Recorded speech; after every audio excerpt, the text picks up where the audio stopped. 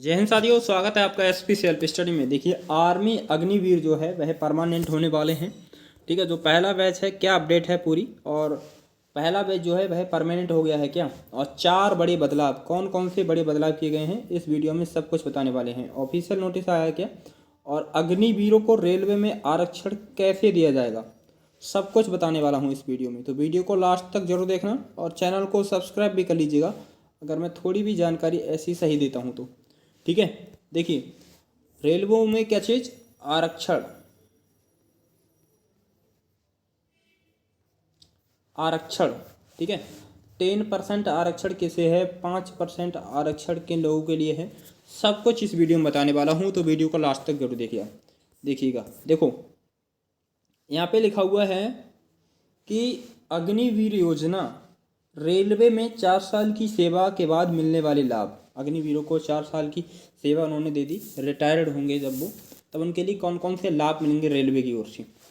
अग्निवीर योजना के तहत भारतीय रेलवे, कौन, भारतीय रेलवे द्वारा 5 साल की सेवा पूरी करने वाले, 4 साल की सेवा करने वाले अग्निवीरों को निम्नलिखित लाभ दिए गए।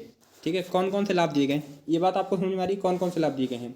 देखिए, 10% आरक्षण रेलवे में पूर्व लेवल 1 मतलब कि पूर्व ग्रुप डी के पदों पर अग्निवीरों को 10% आरक्षण दिया जाएगा। रेलवे पूर्व ग्रुप डी के जो पद हैं उन पर अग्निवीरों को कितना, 10% आरक्षण दिया जाएगा।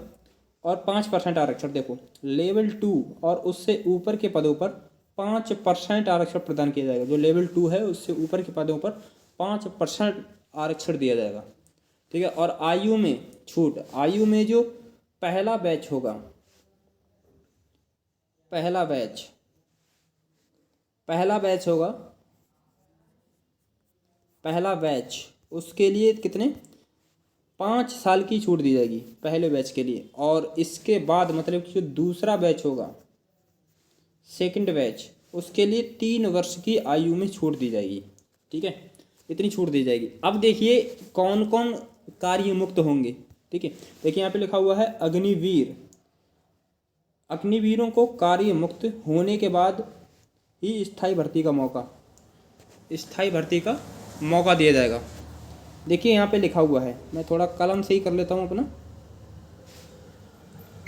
तीनों सेनाओं में अग्निवीरों के पहले बैच की विदाई 2026 में शुरू होगी। जो तीनों सेना है, जैसे थल सेना, वायु सेना और जल सेना, ये तीनों सेना है, इनकी पहला बैच जो है इसकी जो विदाई है 2026 में शुरू की जाएगी। इसलिए रक्षा मंत्रालय ने इसके लिए नियम कायदे तय करने की प्रक्रिया शुरू कर दी है। नियम कायदे तय करने की प्रक्रिया क्या है, शुरू कर दी है। 4 साल के सेवाकाल पूरा होने के बाद सभी अग्निवीर पहले कार्यमुक्त होंगे। ठीक है, फिर अधिकतम 25% को स्थायी नौकरी का मौका मिलेगा। 25% का मतलब कि अगर 100 लोग हैं तो 100 में से 25% लोगों को, मतलब कि 100 में से 25 लोगों के लिए क्या चीज़ है, स्थायी, 100 में से 25 लोगों के लिए, 100 में से 25 लोगों के लिए, 25 के लिए क्या चीज़ है, स्थायी कर दिया जाएगा। अगर उनका सब कुछ सही रहता है तब 100 में से 25 उनका मतलब कि परमानेंट कर दिए जाएंगे। ठीक है, और देखिए यहाँ पे और क्या लिखा हुआ है, सब पढ़ के बताता हूँ अभी। देखिए, सूत्रों ने कहा कि 4 साल का सेवाकाल पूरा होने के बाद सभी अग्निवीरों को कार्य मुक्त कर दिया जाएगा। इसके बाद रिक्तियों के आधार पर कुछ अग्निवीरों को स्थायी करने की प्रक्रिया शुरू कर दी जाएगी। 4 साल के प्रदर्शन के आधार पर योग्य पाए गए अग्निवीरों को सेना में स्थायी भर्ती के लिए बुलाया जाएगा।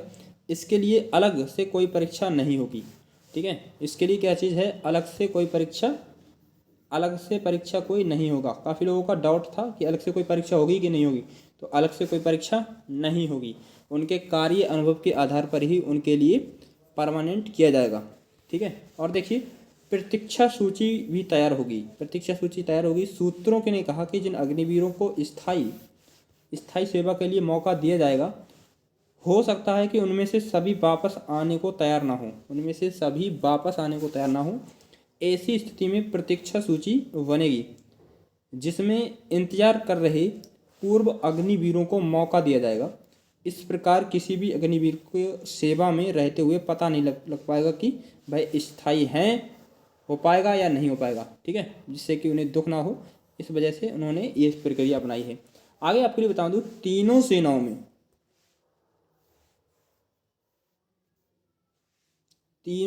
देखो, तीनों सेनाओं में अग्निवीरों की मौजूदा स्थिति क्या चाहिए। देखिए, इस समय थल और जल और वायु सेना में करीब 55,000 अग्निवीर भर्ती हो चुके हैं। अब तक कितने? 55,000 अग्निवीर भर्ती हो चुके हैं।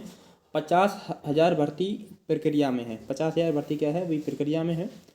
और लगभग 2026 तक 1.75 लाख अग्निवीरों की भर्ती तीनों सेनाओं में होनी है, ठीक है। 2.25 लाख जो है 2.25 लाख अग्निवीरों की भर्ती तीनों सेनाओं में होनी है, ठीक है। 1,75,000 कितने? 1,75,000 अग्निवीरों की भर्ती सेना में होनी है, ठीक है। और आपके बता दूं, थल सेना में करीब सबसे ज़्यादा करीब 45,000 अग्निवीर हैं। थल सेना में कितने हैं भाई? थल सेना में है 45,000।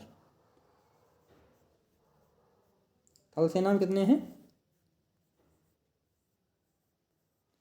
45,000 अग्निवीर हैं भाई। थल सेना में कितने भाई? थल सेना में 45,000 अग्निवीर हैं, जिनमें से करीब 200 महिला अग्निवीर सैन्य पुलिस में हैं। 45,000 अग्निवीर हैं, जिसमें से कितनी? 200 तो महिलाएं ही हैं भाई, ठीक है। कितनी? 200 महिला अग्निवीर सैन्य पुलिस में हैं।